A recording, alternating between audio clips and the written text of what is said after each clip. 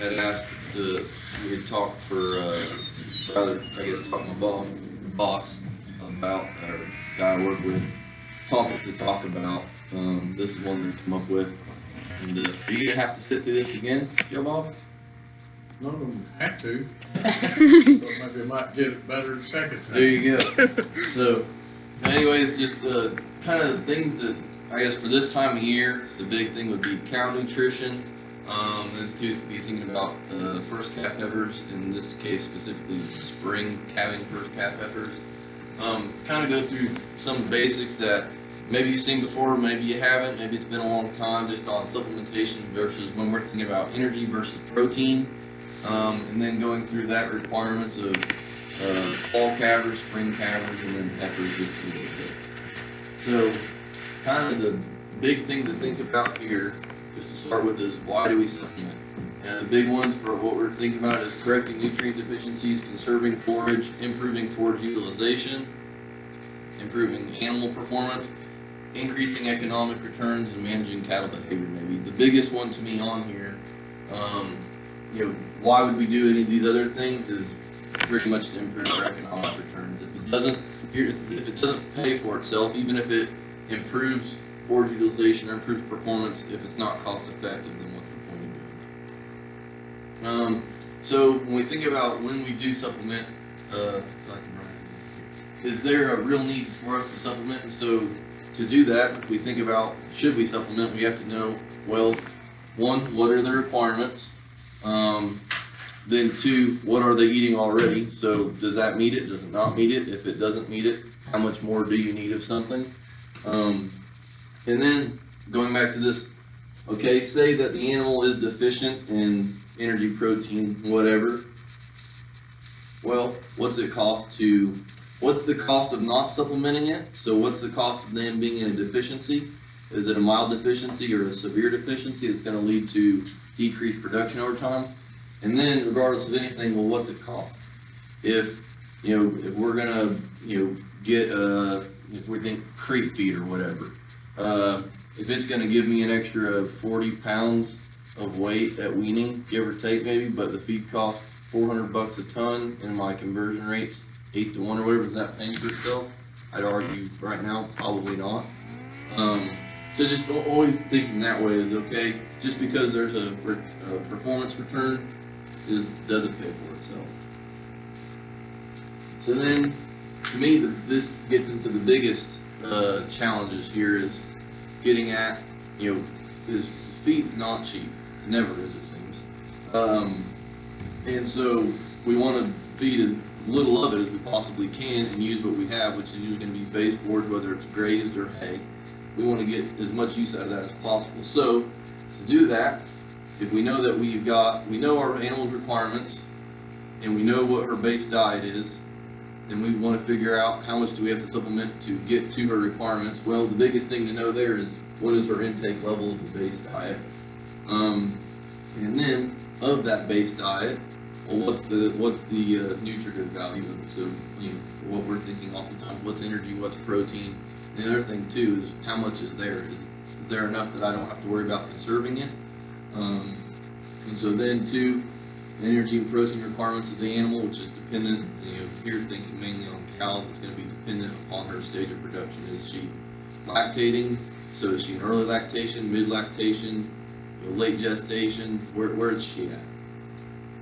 So in forage-based grazing systems, which is what I'm going to say all of us would be involved in, forage supply is always going to be our most critical deal. So when forage is not limiting, cattle are going to selectively graze what is there.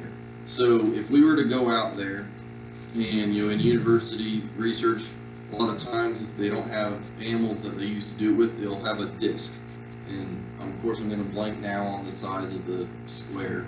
But either way, it's a certain size. And you go out there in a field, you throw it out across there, and you do it so many times, and each time you throw it, you take a clipping of everything that's there, you just composite it, you send it off to the lab, and you say, this is the protein, and this is the energy of the grass that is out there for my cattle to eat. Well, if forage supply is not limiting them, that's going to undershoot what they're actually consuming. So animals will selectively graze. So we're taking everything from that little square area, but the cow's not going to take everything from there. She's going to take what's most preferable to her, so it's going to be a better quality. So that's going to be especially in native kind of pastures where one, it's not as homogeneous, and then two, you might have a kind of wider range of higher nutritive value and lower nutritive value forages. If we're talking improved pastures, so if we're talking Bermuda grass, as long as there's not big differences in maturity, it's all the same. We'll pretty much consume it all equally. The other thing too is that forage is limiting, and it limits their ability to selectively graze. That's going to lower the difference there too. So now just to kind of get into the thought process with supplementing cows. So protein is often our most limiting, is almost always going to be our most limiting nutrient. But very closely behind that can often be energy, and that's especially in lactating cows. So mature cool season grasses and warm season grasses are going to lack, going to be probably below 7% protein, give or take. I'm not talking hay, just standing forage. And if that's the case, what we're doing is the rumen is nitrogen deficient, and therefore that limits the ability of the microbes to digest the fiber, which then in turn decreases passage rate, which then decreases intake, which overall decreases her intake of nutrients. So the thought process, the big thing that protein supplements do, and so here's just a table, so here's forage, the crude protein content of your base forage, and here's a cow's intake as a percent of body weight. And so here you can see there's a pretty sharp line here, slope of the line, which has up to about 8%, 7%, somewhere in there. Up to that point, the more protein you add to her diet, the sharp, she'll have a pretty high increase in intake as a percent of body weight. But then, once we're no longer lacking in protein, or protein's not our limiting ingredient, then we're maxed out on intake just because of fill. So more as it's just a thing to show you, when we think about cows, a lot of times, especially in spring cabbage, we think about what's the cheapest, what's our cheapest supply of protein. And that's the thinking, that's what this is, that's what that's coming from, is that a little bit of protein to a nitrogen deficient animal will go a long way.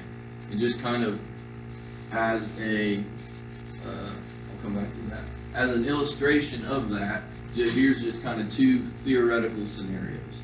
And so, we've got a cow that is not getting supplemented anything. We've got a cow that is, so they're both grazing dormant grass. So one gets nothing, and then one gets 3 pounds of distiller's grains. It's just the one that I used here. And so forage crude protein, it's 5% for both. And forage NEM is, and this is actually high, 56 megacals per pound.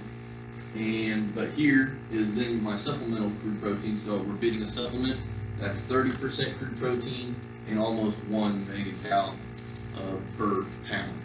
And so then if we go, so we're at 3 pounds of supplement. Then if we go to our thoughts on what our forage intake would be under these two scenarios, and these are, we'll talk just a little bit more in a bit about kind of where these come from. But more or less, if she's grazing something that's 5% protein, that's going to be limiting the her intake because of her rumen being nitrogen deficient, and therefore she's not. Microbial efficiency is not where it should be, but either way, the passage rate is slowed down and digestion is down because of the lack of nitrogen. So, because of that, here she's only eating 19 pounds of forage, and then over here though, because we've supplied protein via this 3 pounds of distillers, we've probably increased her base forage intake because we've improved microbial growth and forage digestion. So then, not only do you have an increase in fiber intake or forage intake, but you also have the 3 pounds of distillers that you fed her, and so you're looking at possibly a 19-pound intake versus a 28-pound intake. And so if we look at her, to total diet crude protein, as part, you're going from 5 to 7.8%, but here's the big difference. You're going from an intake of about 10.5 megacals to almost 17 megacals. So that's a huge, it's a little bit of a sizable difference in protein intake, but it's also a really big difference in energy intake. So that's what a little bit of protein is doing, is we think we're supplementing just protein, but through that we're also increasing our energy intake as well. So here is these are just published. I think these are this one. I don't know if this is from. This is either the OSU or the Arkansas one, but it's from the NRC, which is just the beef nutrient requirements. You have the cow requirements during, and as a comparison, I did early lactation, late gestation, and so just to point out here that these are daily nutrients required. So on average for her, the first third of lactation, call it 2.8 pounds of protein per day, and probably about 16 megacals, 15.5 to 16 megacals of energy. Then if we look at late gestation, we'll see that it's quite a bit lower. 1.75 and call it 11 to 12 megacals. But either way, I guess when I think about a cow's, you got 365 days in a year, and you want that cow to have a calf every year. So in that 365 days, there's kind of a 100-day period that I think about as being critical. And that's going to be 30 days pre-calving and then 70 days post-calving. So in that 30 days pre-calving, you have that's when you'll start to see her nutrient requirements really start to increase from when she's gestating and not lactating up to, so you've got a lot of fetal growth during that period. And then obviously post-calving, she reaches peak lactation around 60 days in, and then coming 80 to 90 days behind that is when you need to get her rebred. And so if during this 100 days before that, if she's deficient in nutrients or whatever else, it's going to have an effect on her rebreeding for that next year. So the thing here to think about is, okay, these are the requirements that we know that this is what she needs. Can our forage supply support that? And I would argue almost always here in this part of the world, for the most part, no. It's going to take something else. And so then just to think about the scenario for fall calving cows, if we just say an average calving date of November 1st, so that means she's going to hit peak lactation on around January 1st. So what's the grass like January 1st? It's either, it's dormant, obviously, so it's really low quality, and that's if you have any, otherwise you're feeding tank. So what's the nutritive value of that?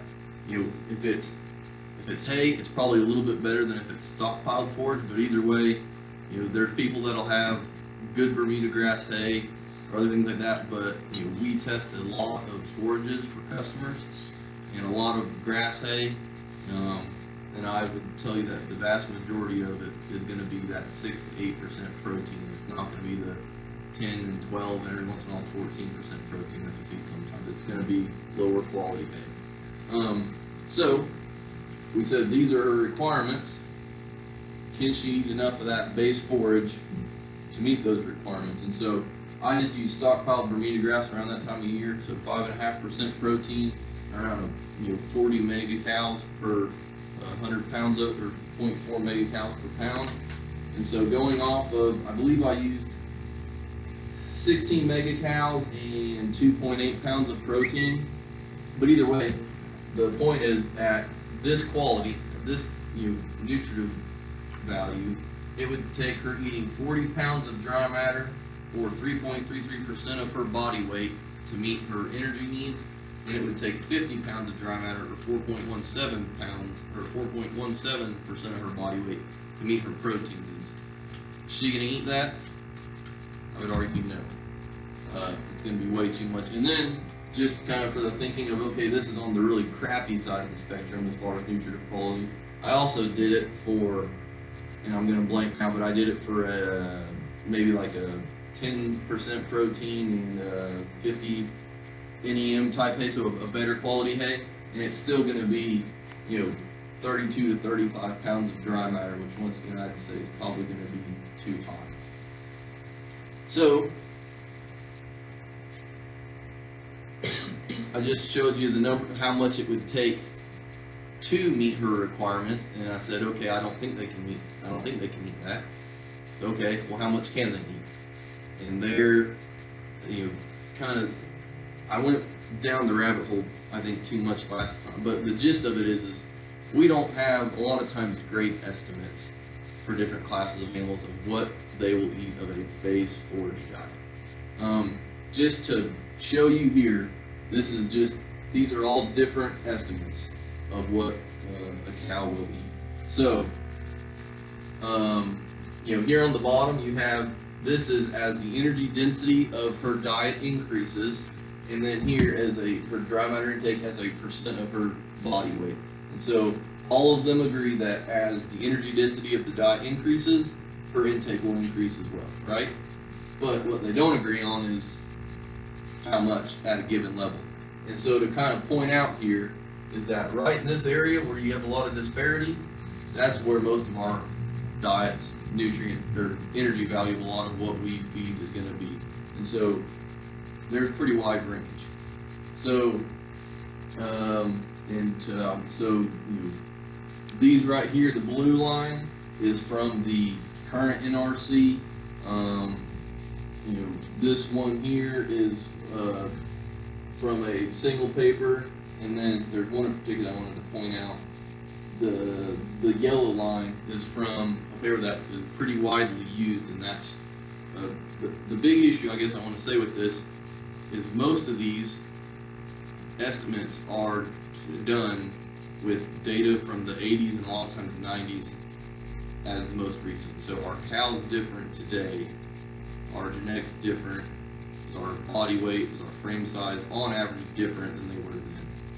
And so that's kind of one of the shortcomings of it. And so Dr. Longman at OSU has been doing some work with this, and this is what I used all starting in undergrad, and I use it just as a rough rule of thumb now too. A lot of times, is this is taken. These numbers are taken from this yellow line right here, and it kind of has an average rule of thumb for if you've got low quality, average quality, high quality hays or forages, and then like kind of vegetative lush forage.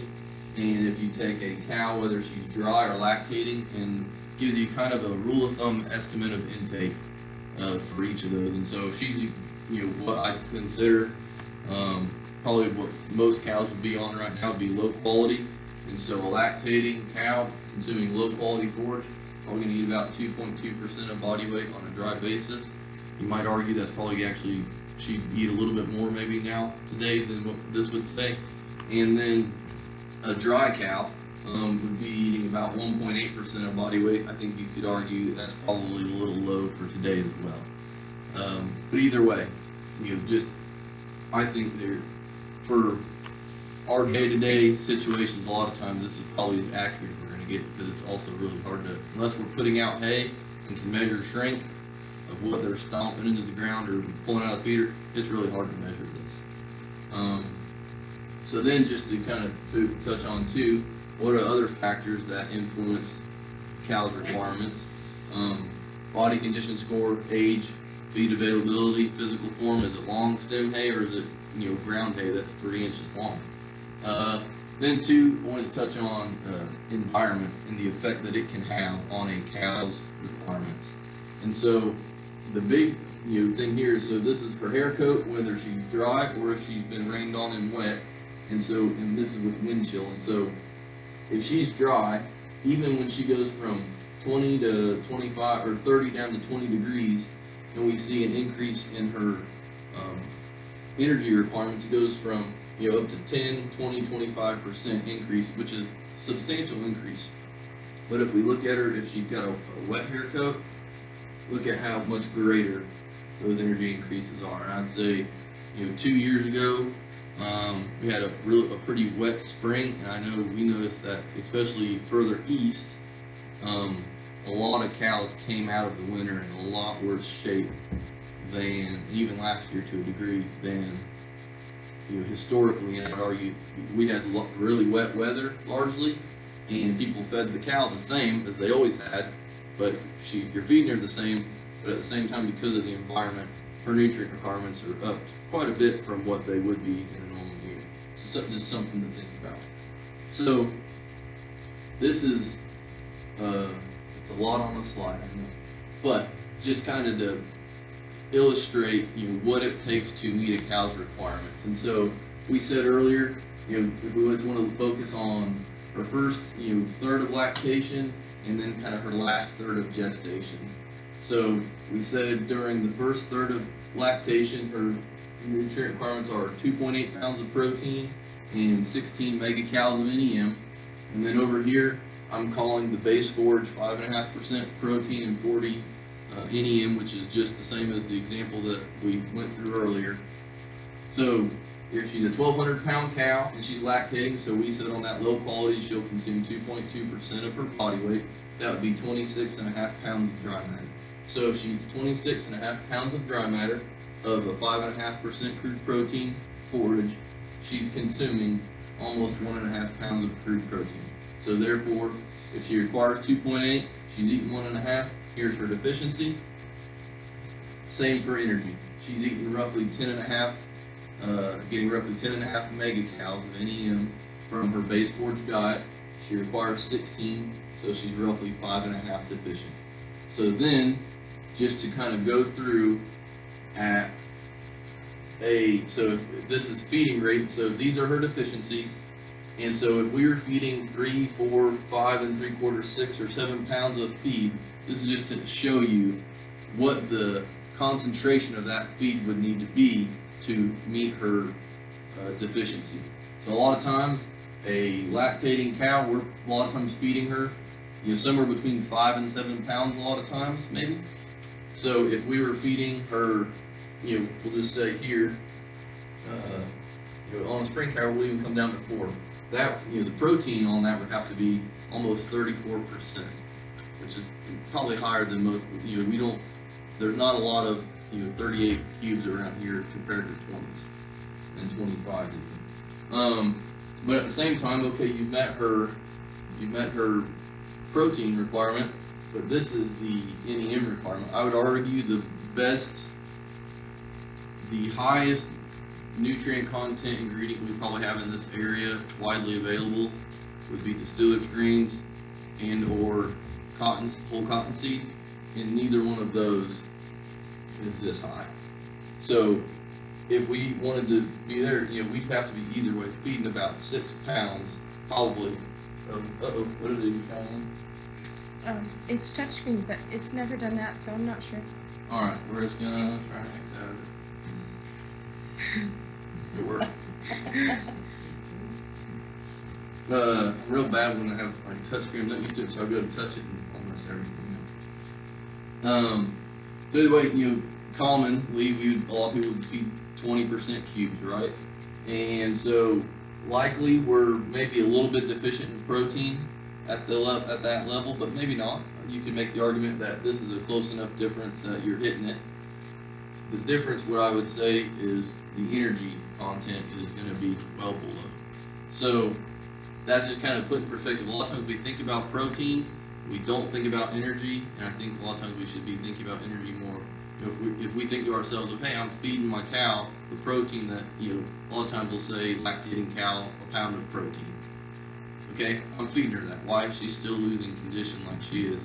It's because we're likely lagging behind in energy. That being said, we try to have cows in a higher body condition score. A lot of times it's 6 and maybe, or maybe even a little better. And that's because over her first 90 days of lactation, that way she has condition to lose before she has to breed back, where we kind of have a safety area there. And so a lot of times too, it may be cheaper, put more condition on her while she's dry and gestating, and get her in without having to use feed to get it there, using standing forage, and then give it up during lactation.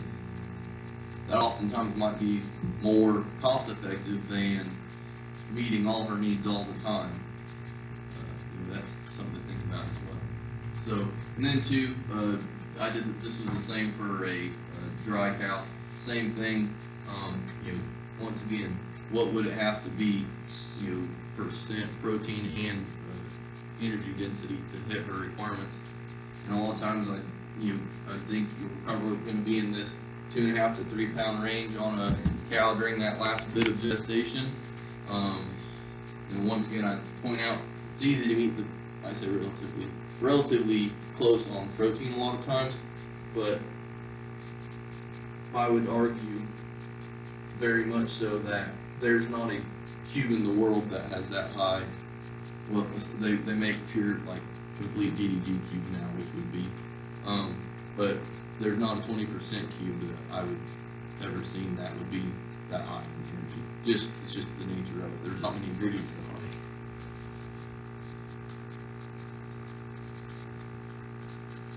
Which I don't want anybody to think I'm dogging on cubes. I'm not like, all feed has a purpose or whatever. It's just putting an accurate value on everything and comparing it equally. I'm not a believer in there being anything like magical ingredients necessarily. If you have an accurate energy and protein spec put on it. So then same thing, just kind of what we did for fall calving cows, spring calving cows, same thing. Calving dates later, peak milk production April 15th. So what's getting close on April 15th is we're getting closer to green grass. And April 15th, probably not much of it there at that point, but you're getting to the point where there will be there. And also too, you're quickly coming into where there will be plenty of it. So that's a lot of times, with fall calvers, that's why a lot of times feeding 20s is always big, because they're feeding more of it because they are feeding energy, versus spring calving cows. This is where you can, I think, make a much better argument for high protein type feed, where you're feeding a small amount of it, letting her give up condition and get her closer to green grass. But this is peak milk production, which means it's building up the whole time prior to that. So once again, want to think about, remember those 2 months prior that she's not, that she's feeding, that she's, from February to April, if she's just on low quality hay, be conscious of what that means as far as nutrient supply to her. Sorry. No worries. Sitting there not paying attention. I wouldn't be either. So other things to think about as far as, just because all this comes back to me, where I try is if we manage condition correctly year round, and we're always thinking, especially on cows, hopefully 3 months ahead, but especially 2 months ahead, where is she at today? Where was she at 30, 60 days ago? So is she coming down in terms of condition? Is she going up? Is she maintaining? Because we always say it's going to take 60 to 90 days a lot of times, depending on how much we feed, to see a difference in a body condition score. So where is she at? Where is she going? Where do I need her to be? I think if we're always looking far out and kind of keeping in mind to that, I think one, it's a lot cheaper to do, because you don't get behind and have to feed more of it or feed more to get her out of the hole. And it's easier on the cow. So, things to think about, just like mentioned, body condition at calving. We went through, that's what you have to feed to meet all of her requirements, but do we need to meet all her requirements? Does she have condition to lose where that's more cost effective for us? Then, something to just think about, to move from a body condition 4 to a body condition 6 requires an extra 402 megacals of NEM. Now, I didn't beforehand, I did not go through what NEM was, and I apologize for that. I know TDN is usually what people think in. I would say, not completely one-to-one, but largely consider NEM and TDN roughly the same. It's not completely accurate, but roughly the same. So 402 megacals of NEM, 402 pounds of TDN is what that would be. So, and then about 220 megacals to get from a 5 to a 6. So if she calves at a 5, or if she calves at something worse than that, is it reasonable to expect that we can do this before the breeding season? So if she calves it, lower than we want, is it reasonable while she's got the highest nutrient requirements of her life, her production cycle? Is that where it's reasonable for us to think we can add that much more to her to get her put condition on? Probably not. And then quickly too, what about heifers? Remember, on first calf heifers, it's a growing animal. So not only is she lactating the same as the cow does, but she's also growing herself still. And so just showing the same thing roughly here, except it's exacerbated because she has lower intake. Even if we're feeding 6 and 7 pounds, even at 6 pounds, the energy density of the whatever you're feeding her is how high it would have to be. That'd be almost 100% TDN type feed. That's not widely.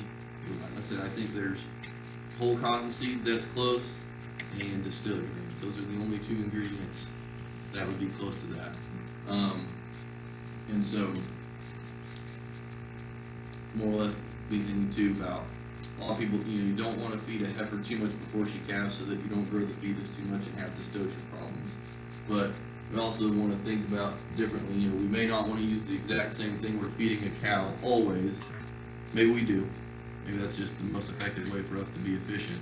But be conscious of what it takes to keep that heifer going forward to where you've got a successful second breeding on her. How much time did that take? 31 and 39. Okay, so cause I wasn't sure, sometimes I'm really bad at staying, if I could give the same talk 5 times, and I'm going to talk 5 different lengths at a time. I'm pretty bad at staying consistent on stuff. Do y'all have any interest in me going through a little bit on supplementing growing cattle? You won't hurt my feelings if you say we're not really, but so I've got a couple slides on that too. Especially going forward and this mainly applied, this would be for wheat pasture cattle. I know not really a lot of wheat right now, but hopefully come March, if anybody still has calves around, there'll be something then. And so just kind of something to think about if we're supplementing growing animals on, this is going to be just for cool season pastures. Wheat and other small grains, cool season annuals, they're going to have a high percent of protein and energy, but relative to each other, they've got more protein than they do energy.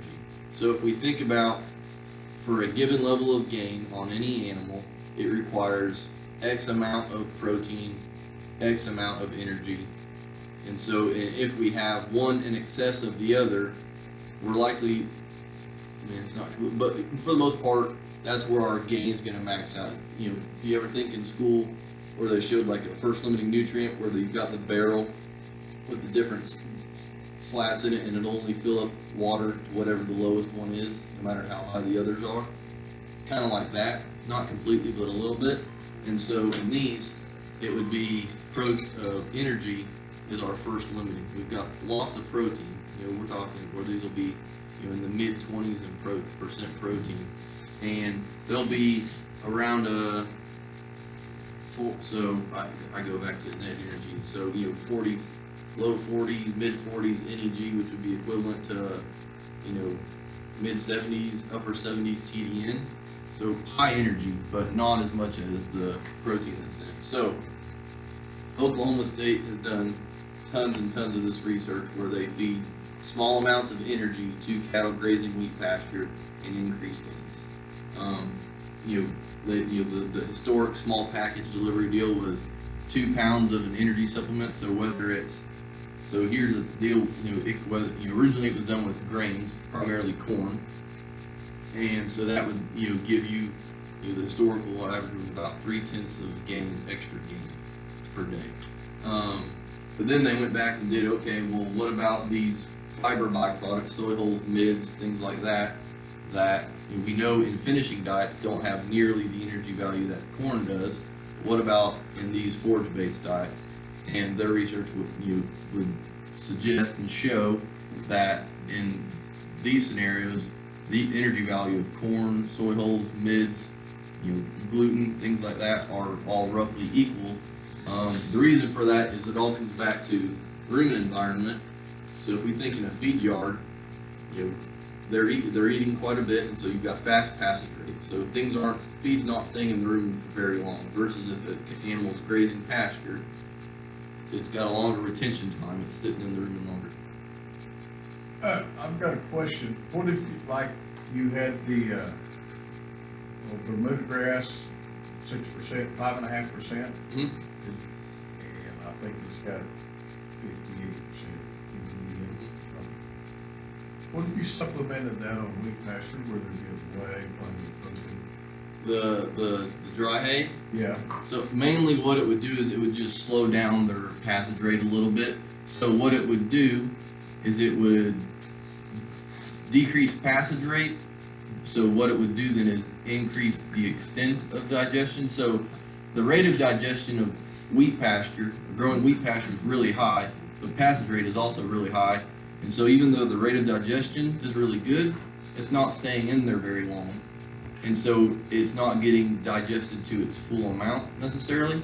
If you put something like dry hay in there to slow down passage rate, you have a longer retention time of the wheat, and so you have the high rate of digestibility still, but it stays there longer, so there's also increased extent of digestion. That being said, it's not necessarily always the most cost effective, depending on what it costs to put that hay out. Everything else, but it'll slow it down. It won't. I don't know that it'll necessarily. You cannot to increase gains or anything. But can we add more cattle to it? If you add intake from something else, you can increase stocking rate of it. It's not a 1-for-1. I know on like silage, I think it's roughly like pulling stuff from way back, 70 or 80% replacement.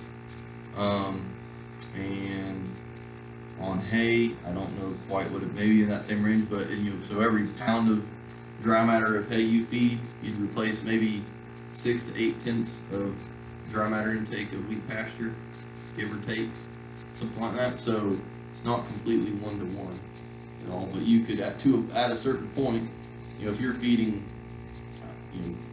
over a couple pounds, over 5 pounds, 4 or 5 pounds of hay, you'd be replacing at that point. If you're only feeding 2 or 3 pounds of hay, you're probably not affecting intake of the wheat that much, likely. So, yeah. But I don't even remember where I was at. What was I talking about? Rumen environment.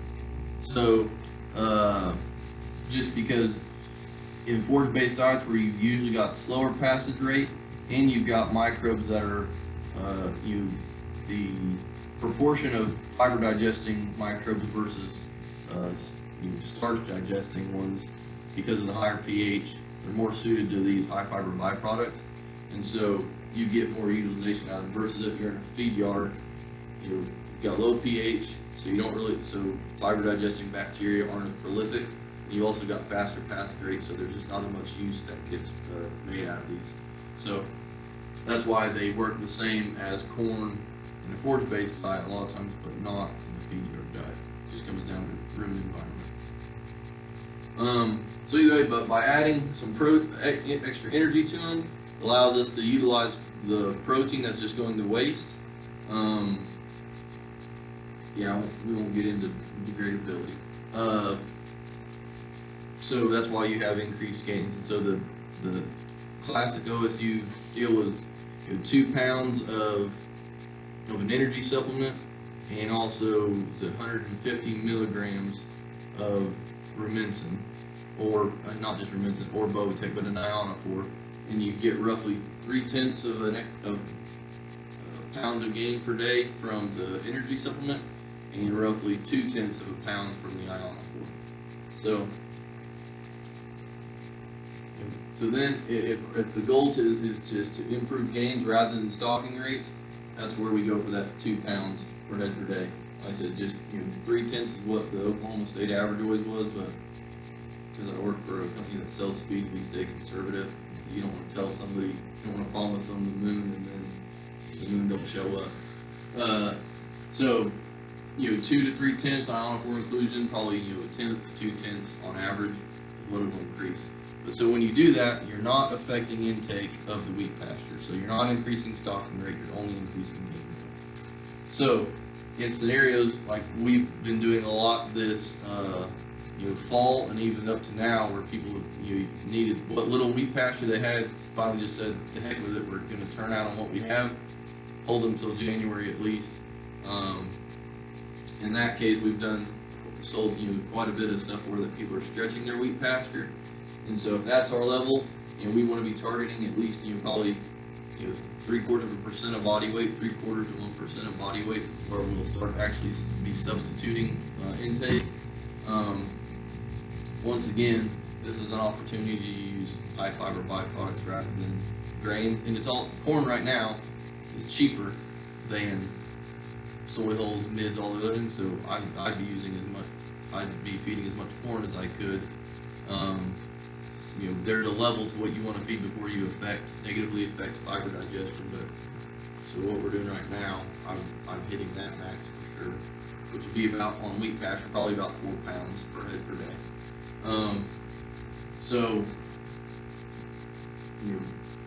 But if we're talking, say, gotta use my phone for my calculator. I can't do very good math in my head. So, say,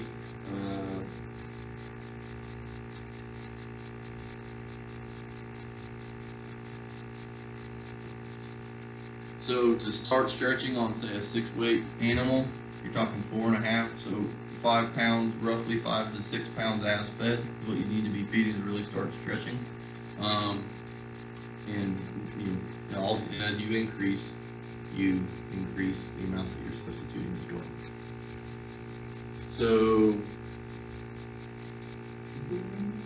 So this is just the historic. We're just showing that corn and the high fiber supplement are roughly what they do is roughly the same energy wise. The control. So cattle that weren't supplemented, cattle that got 3.2 pounds of the corn supplement or 3.2 pounds of the soy hull mid supplement, you can see gains roughly the same. So, and in this case too, after feeding that much, increasing stocking rate by roughly a third. Even at low, you're increasing stocking rate some, but a lot of times it's going to be variable where it's harder to maybe to bank on, or you don't feel as confident about it, I guess.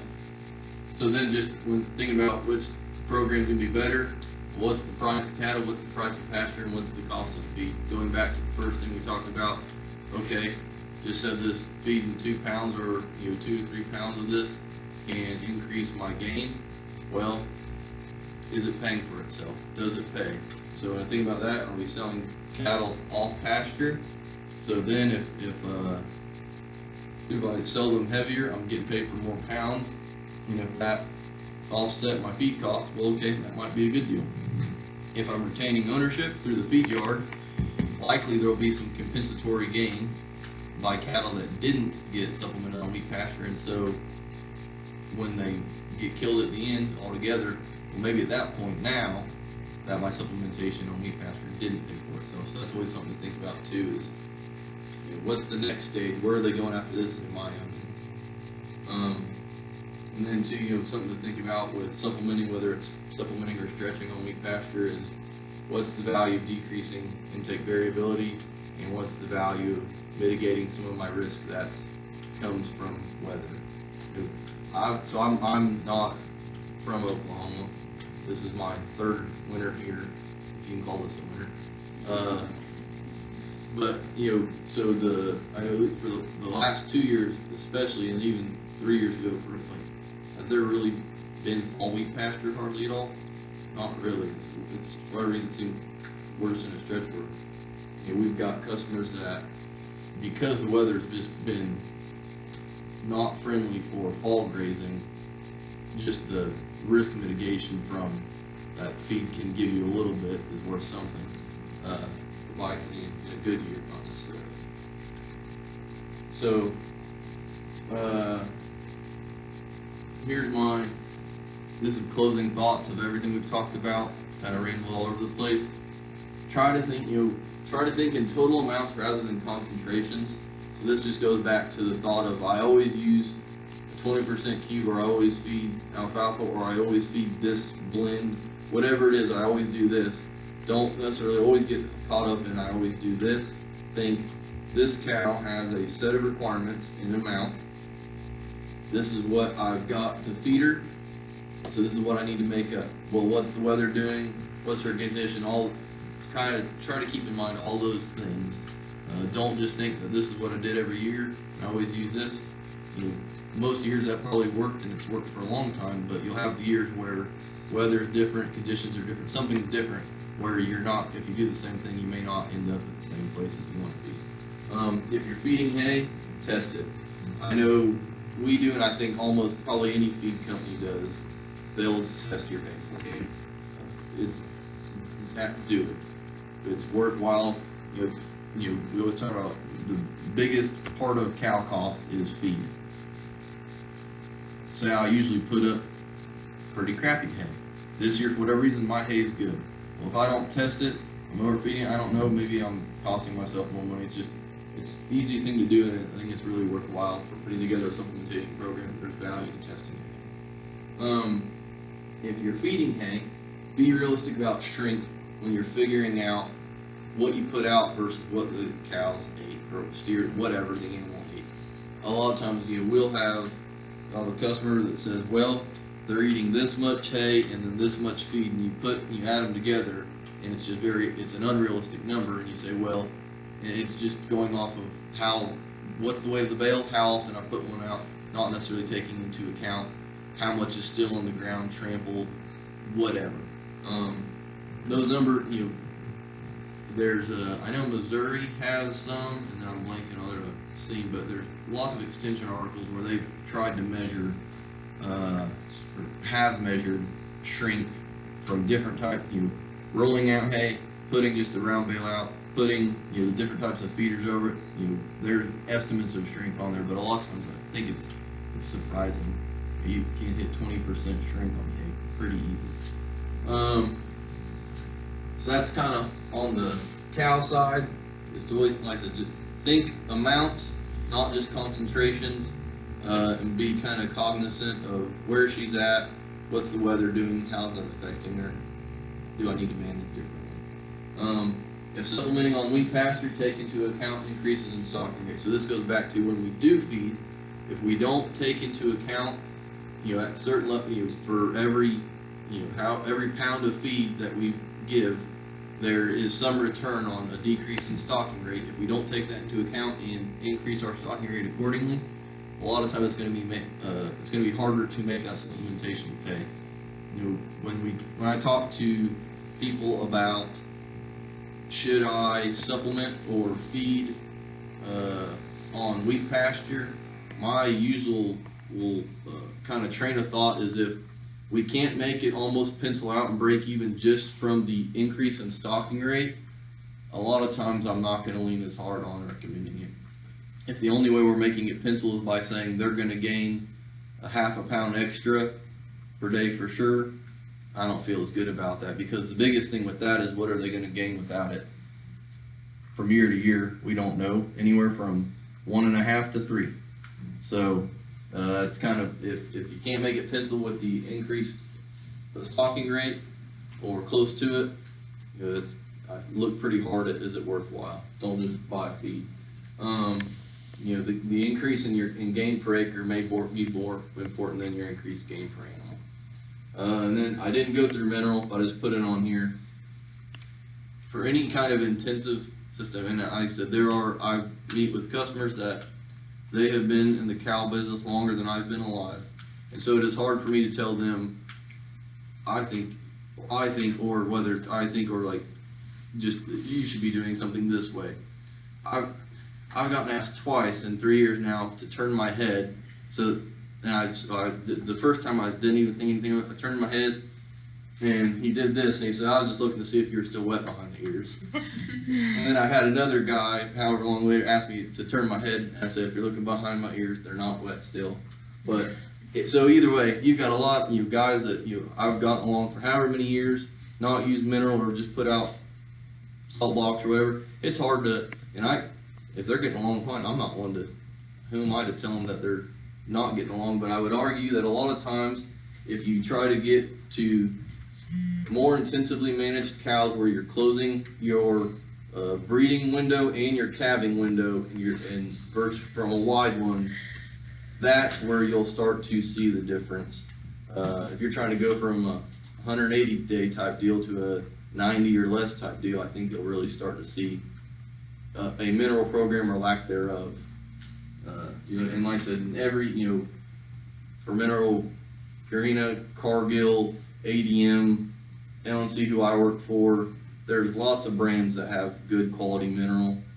Don't get caught up too much in a sales pitch on any of them. There's lots of good quality stuff. A lot of times with mineral, because a lot of times customers don't have as extensive an understanding of it, we can do a lot more fluff and show with it and don't necessarily fall for it, I guess. I get, that's one of my pet peeves is mineral marketing across lots of companies. Like all the major companies have good mineral. Yeah, let's leave it there. So, all right, that's my second question slide. So, rambled a lot. Hope it was worthwhile for you. You got any questions? Happy to answer. If you have questions any other time, I'm easy to get a hold of. I don't, some of y'all may do business, but I'm not hard to get a hold of, whether we do business or with you or not. If you ever got questions, I work just here in town. I can give y'all my contact information if you want. So, or Cheyenne can, you can send it out. So, if y'all got questions, feel free. I have a curious question. Mm-hmm. Soy hulls and cottonseed hulls. Not very different. So cottonseed hulls are good for roughage value. For whatever reason, they're super palatable. Cattle like to eat them. Nutritive value wise, they have little, I don't even know little value. They have almost no value. Soy hulls, depending on the situation, I would say have a pretty good energy value, especially in the type of scenarios we have around here. They'd be a moderately energy dense ingredient, 12% protein type thing. So just I know we as a company use a lot of them just because they're usually, not this year, not right now, competitively priced relative to corn and other ingredients. But yeah, that's just it. Cottonseed hulls have no nutritive value really. It's just roughage and intake is all they really are doing, and they are obscenely expensive right now. So, which is it's not going to get any. There's less and less cottonseed crushing going on in the country, and so supply is just going to get worse and worse of those like cottonseed hulls and all. Anything else? Anything you get anything extra the second time that you didn't get the first? Well, kind of, yeah. Extending. Okay, we're mixing feed anyway. Mm-hmm. And when we first put it in there, like the Bermuda grass, you guys tested something for me. Mm-hmm. Did you catch on to it? Or I would have probably seen it come across the desk. Okay. I mean, it was like 6% protein. Mm-hmm. I mean, it's way bad. But if I throw a bale of silage, wheat hay in there, and that bad Bermuda grass, I mean, they don't like it plain. Mm-hmm. But the silage will make it taste wonderful to them. And do I need to add a little more corn, a little more? It just depends on what you're doing. So for extended on wheat pasture, and I'm getting way plenty of protein, I think. Calves? Probably between 5.5, 600 pounds now. How much are you feeding per head? Huh? How much per head? Well, I mean, We just free choice It's it. just free choice in it. Yeah. Do you have an idea of how much they're eating per animal of it? I can, but So that would influence my answer. Okay. So if it's just a little bit and we're just stretching, maybe not. If it's over 3 to 5 pounds, somewhere in there, where with the silage, kind of how I think of it is that, you know, protein wise, wheat pasture has a lot higher protein than silage does. Right. Energy wise, roughly the same, and in the same ballpark of in moisture, if you will. Like, you know, wheat pasture might be in the, you know, teens and 20s. Silage would be in the mid 30s ideally, but either way, on a dry basis, energy wise, they're similar. And so if we're just feeding silage, I wouldn't be worried about it. If we're feeding a lot of the dry hay where we're bringing down the energy value, Right. maybe then I would look to add something else to offset that. Well, I'm putting 2 to 1, 2 bales of that 1 bale of silage. I mean, it's weighing 2,000 pounds, but I imagine So the other thing, dry matter is probably down there Well, around 12, 13. and by using 2 bales of dry hay to 1 bale of silage on a dry basis, because that silage, you know, it's only 35 dry matter versus that hay's 88 or 90. It's a lot more hay than it is silage, and so that's where I'd go back to, again, if you had an idea of how much each was eaten, would determine what I'd tell you as far as if you need to add energy back to it. Okay. So figured up. That'd make it, you could run a lot more cattle on there, right? Oh shoot, yeah. But the silage is almost, you know, it wasn't a 1-to-1. It's been a while since, but I'll say it was like a, you know, every pound of silage, dry basis. So for every pound of silage you're feeding, I don't remember what your dry matter of your silage was, but it'd be only 0.35 pounds of dry matter. And so to replace 1 pound of dry matter intake on wheat, you'd have to do, that would be, you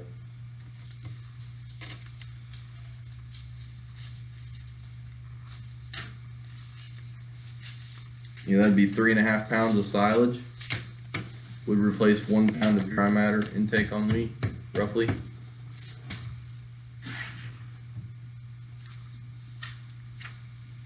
Heavily dependent on what the dry matter of the silage is, but that's just using an average.